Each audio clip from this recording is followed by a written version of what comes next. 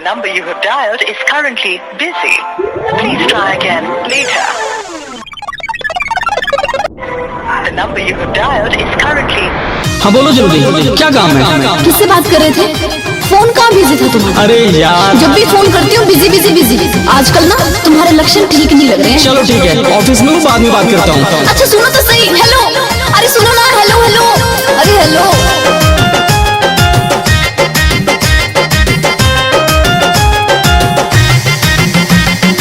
आजकल जब भी तुझको करती हूँ फोन, अब बात करने का अलग लगता है टोन। अब ना तुम बदल रहे हो, फिर से वही बात बस भी करो यार। अरे आजकल जब भी तुझको करती हूँ फोन, बात करने का अलग लगता है टोन। मानो मेरा किसी से नहीं चल रहा है सेटिंग। सब पता है मुझे। क्या? कॉल जा रहा है वेटिंग, क्यों जा रहा है वेटिंग? कॉल जा रहा है वेटिंग, क्यों जा रहा है वेटिंग? क्या बाबू वैसा नहीं है जिसे पहले हुआ करता था? अरे ऐसा नहीं है यार, ऐसा लग रहा है तुम मुझसे दूर जा रहे हो। अरे कहीं नहीं जा रहा यार।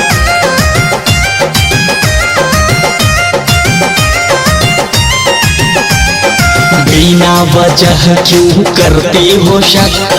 फोन रखो जल्दी, करो ना बात बात। अच्छा, मेरी बातें तुम्हें बक बक लगने लगी है, यही सुनना रह गया था बस। क्यों ऐसे बोल रहे हो झटपट? अरे लगता है मुझसे अब ले रहे हो कट। अरे किसी और को मैं ना कर रहा हूँ डेटिंग, कितनी बार बोलूं? कॉल जा रहा है वेटिंग, क्यों जा रहा है वेटिंग? कॉल जा रहा है वेटिंग, क्यों जा रहा है वेटिंग? बातें ही थी बड़ी बड़ी बस तुम्हारी। पहले तो बोलते थे तुम्हारे लिए ये कर दूंगा, तुम्हारे लिए वो कर दूंगा। क्या कर रहे हो तुम? ऐसा बात क्यों नहीं कर पा रहे हो तुम मुझसे सही से?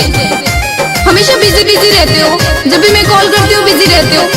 टाइम भी नहीं है तुम्हारे पास मेरे लिए।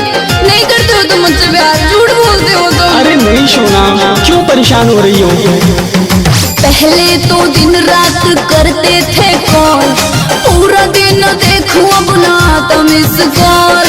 एक बात बोलो सोना, अब तुम पहले जैसे नहीं हो। सारा दिन ऑफिस में रहता है बॉस, थोड़ा समझो जानू, करो ना इतना फॉर्स।